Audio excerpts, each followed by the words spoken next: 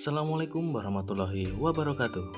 Berjumpa lagi dengan saya, Arin Cahya Wismayanto, calon guru penggerak angkatan 7 dari Kabupaten Kediri. Di sini saya akan memaparkan yaitu modul 3.1 koneksi antar materi tentang pengambilan keputusan berbasis nilai-nilai kebajikan sebagai pemimpin. Sebelum menginjak lebih jauh, izinkan saya untuk memperkenalkan diri. Yang pertama yaitu Bapak Teguh Supriyadi selaku fasilitator, Ibu Mistiah selaku pengajar praktik, dan saya Ari Cahyo Ismayanto, calon guru penggerak. Tujuan pembelajaran kali ini adalah yang pertama, JGP membuat kesimpulan atau sintesis dari keseluruhan materi yang didapat dengan beraneka cara dan media. Yang kedua, JGP dapat melakukan refleksi bersama fasilitator untuk mengambil makna dari pengalaman belajar dan mengadakan metakognisi terhadap proses pengambilan keputusan yang telah mereka lalui dan menggunakan pemahaman barunya untuk memperbaiki proses pengambilan keputusan yang dilakukannya. Sebelum ke pertanyaan pemantik, di sini ada sebuah kata-kata dari Bob Talbert. Mengajarkan anak menghitung itu baik, namun mengajarkan mereka apa yang berharga atau utama adalah yang terbaik. Pertanyaan pemantik yang pertama adalah, dari kutipan di atas, apa kaitannya dengan proses pembelajaran yang sedang Anda pelajari saat ini? Menurut saya, kutipan di atas dengan proses pembelajaran yang sedang saya pelajari saat ini, yaitu mengenai permasalahan dilema etika, di mana sebagai seorang guru, kita seringkali dihadapkan dengan dilema dalam pembelajaran. Misalnya saja antara mengedepankan materi atau nilai dari sebuah materi melalui pendidikan karakter.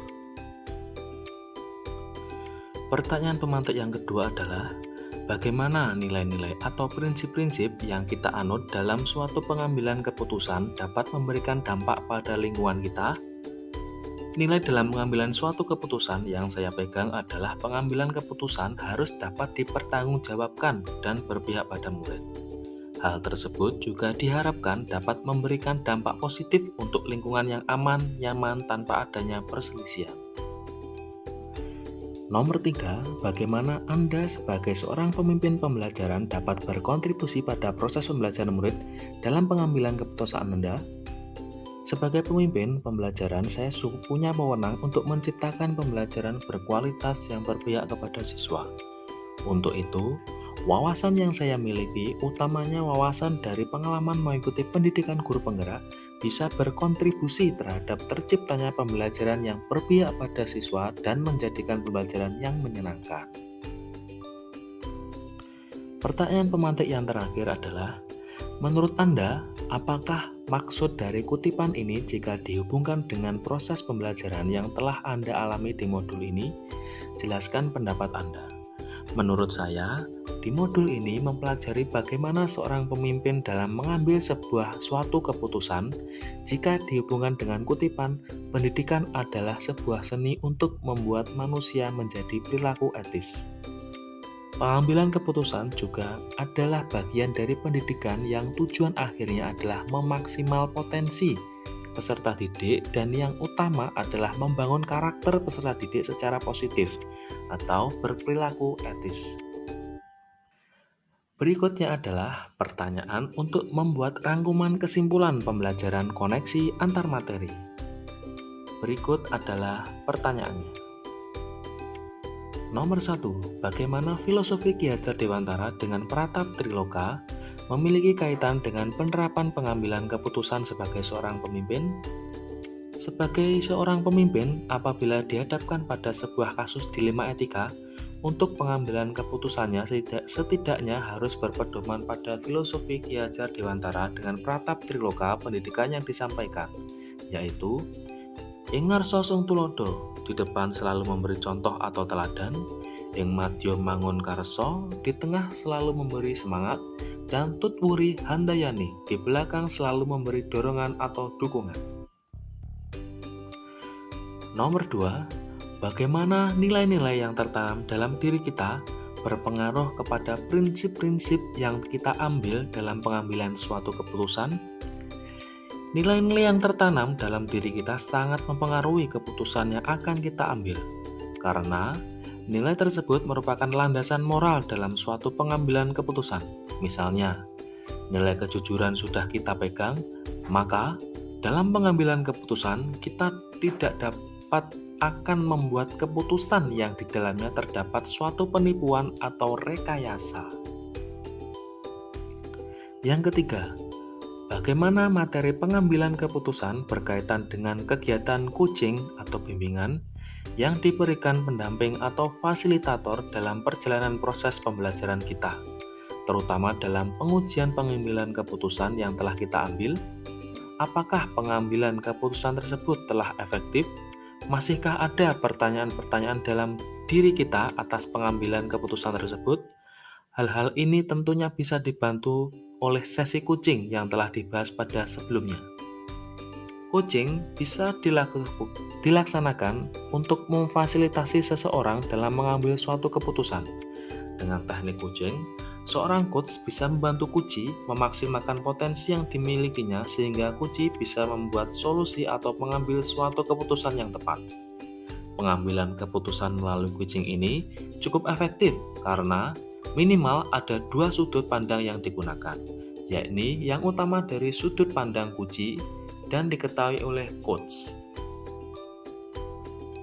Nomor 4. Bagaimana kemampuan guru dalam mengelola dan menyadari aspek sosial emosionalnya akan berpengaruh terhadap pengambilan suatu keputusan, khususnya masalah dilema etika?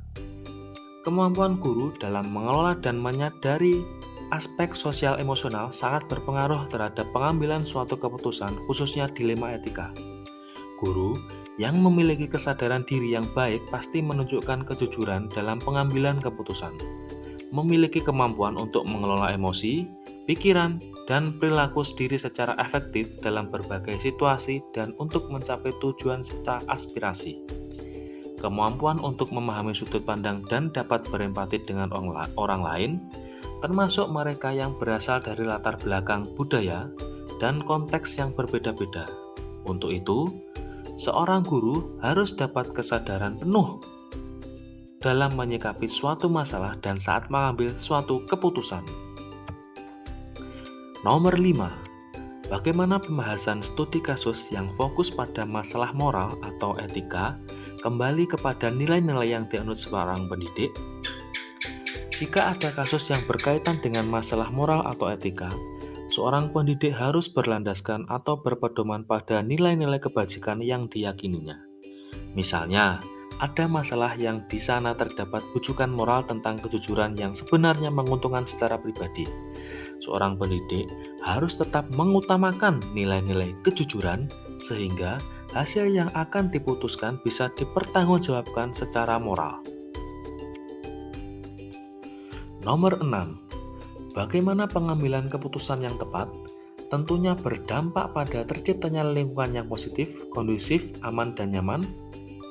Dengan menjalankan prinsip Among Ki Hajar Dewantara dan pola pikir inquiry apresiatif, diharapkan mampu menjalankan peran-perannya menjadi pemimpin pembelajaran. Berarti, menjadi pemimpin yang menaruh perhatian penuh pada komponen pembelajaran seperti pada kurikulum, baik intra, ekstra maupun co-kurikuler, proses belajar mengajar, refleksi dan asesmen yang efektif, serta pengembangan guru. Guru berperan besar dalam membuat lingkungan yang aman, nyaman, menyenangkan, namun tetap menantang dan relevan untuk para muridnya. Dan dalam pengambilan keputusan yang tepat, harus melalui paradigma, prinsip, dan 9 langkah pengambilan keputusan, agar hasil akhirnya berdampak kepada lingkungan yang positif, kondusif, aman, dan nyaman. Nomor 7. Apakah tantangan-tantangan di lingkungan Anda untuk dapat menjalankan pengambilan keputusan terhadap kasus-kasus dilema etika ini? Adakah kaitannya dengan perubahan paradigma di lingkungan Anda? Kasus dilema etika tentunya memberikan tantangan kepada seorang pemimpin sebagai pengambil keputusan, karena beberapa pilihan tentunya harus berhadapan dengan beberapa pihak. Tentunya, hasil keputusan dari dilema etika terkadang menimbulkan pro dan kontra yang merupakan tantangan yang harus dihadapi. Hasil keputusan yang menimbulkan tantangan tentunya berkaitan dengan perubahan paradigma, karena jika paradigma yang digunakan oleh beberapa orang yang terlibat kadang berbeda. Hal tersebut sangat berpengaruh terhadap sudut pandang seseorang dalam menilai suatu masalah. Berikutnya adalah nomor 8. Apakah pengaruh pengambilan keputusan yang kita ambil ini dengan pengajaran yang memerdekakan murid-murid kita? Bagaimana kita memutuskan pembelajaran yang tepat untuk potensi murid kita yang berbeda-beda? Keputusan yang kita ambil pasti akan berpengaruh terhadap pengajaran yang memerdekakan murid, seperti keputusan bagaimana menyusun strategi pembelajaran yang dapat mengakomodir kebutuhan belajar murid. Membuat keputusan pembelajaran yang tepat untuk mengakomodir potensi murid dapat kita awali dengan mengetahui kesiapan, minat, dan profil belajar murid.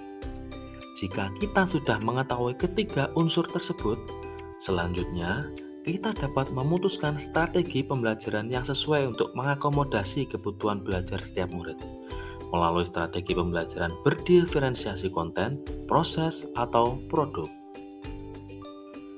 Nomor 9. Bagaimana seorang pemimpin pembelajaran dalam mengambil keputusan dapat mempengaruhi kehidupan atau masa depan murid-muridnya? Seorang pemimpin pembelajaran sudah seharusnya mengambil keputusan yang bijaksana. Pengambilan keputusan yang bijaksana memperhatikan nilai-nilai kebajikan universal, tanggung jawab, dan keputusan tersebut lebih berpihak pada murid agar kehidupan masa depan murid dapat terpenuhi dengan baik. Nomor 10. Apakah kesimpulan akhir yang dapat Anda tarik dari pembelajaran modul materi ini dan keterkaitannya dengan modul-modul sebelumnya? Keterkaitan antar modul-modul sebelumnya dan pembelajaran yang ada pada modul 3.1 ini adalah dapat ditarik kesimpulan bahwa pengambilan keputusan harus didasarkan 3 unsur, yaitu nilai-nilai kebajikan universal, bertanggung jawab terhadap segala konsekuensi, dan berpihak pada murid. Pengambilan keputusan sebagai seorang pemimpin setidaknya harus berpedoman pada filosofis KHD dan trilokanya, berlandaskan nilai dan peran guru penggerak yang dimiliki, berpedoman pada pembelajaran berdiferensiasi serta sosial emosional, serta memiliki keterampilan kucing yang baik dalam menjalankan langkah-langkah pengambilan keputusan. Nomor 11. Sejauh mana pemahaman Anda tentang konsep-konsep yang telah Anda pelajari di modul ini, yaitu dilema etika dan bujukan moral, 4 paradigma pengambilan keputusan, 3 prinsip pengambilan keputusan, dan 9 langkah pengambilan dan pengujian keputusan. Adakah hal-hal yang menurut Anda di luar dugaan? Pemahaman saya terhadap materi tentang konsep-konsep telah dipelajari di modul ini, yaitu penerapan 4 paradigma pengambilan keputusan, 3 prinsip pengambilan keputusan, dan 9 langkah pengambilan keputusan sebagai langkah awal untuk menentukan apakah masalah tersebut merupakan dilema etika apabila benar lawan benar, sedangkan dikatakan bujukan moral apabila salah dengan benar atau salah lawan benar. Selain itu, hal di luar dugaan saya adalah ternyata keputusan yang kita ambil harus diuji dulu dengan uji legal, regulasi, intuisi, publikasi, dan idola untuk memastikan dampak dari keputusan tersebut. Nomor 12. Sebelum mempelajari modul ini, pernahkah Anda menerapkan pengambilan keputusan sebagai pemimpin dalam situasi moral dilema? Bila mana pernah, apa bedanya dengan yang Anda pelajari di modul ini? Saya pernah dihadapkan pada situasi moral dilema, yakni saat pembelajaran jarak jauh akibat COVID-19. Ada beberapa siswa yang tidak mengumpulkan tugas. Dilemanya adalah guru harus memberikan nilai kepada siswa tersebut dan harus naik kelas pada kelas selanjutnya karena peraturan harus mewajibkan anak naik kelas pada saat itu. Di sisi lain, siswa tersebut belum layak untuk naik kelas. Akhirnya, saya memutuskan untuk tetap memberikan nilai dan menaikkannya. Tetapi, nilainya adalah sebatas KKM. Bedanya dengan yang saya pelajari di modul ini adalah, sebelumnya saya tidak tahu hal itu tersebut adalah dilema moral atau dilema etika. Saya juga sebelumnya belum tahu tentang paradigma, prinsip-prinsip, dan 9 langkah dalam pengambilan keputusan. Sebelumnya ya, saya juga memutuskan suatu masalah hanya dengan mengidentifikasi masalah dan tidak mempertimbangkan dampak dari keputusan yang dibuat. Dan sekarang saya mengerti konsep yang baik untuk mengambil sebuah keputusan. Nomor 13.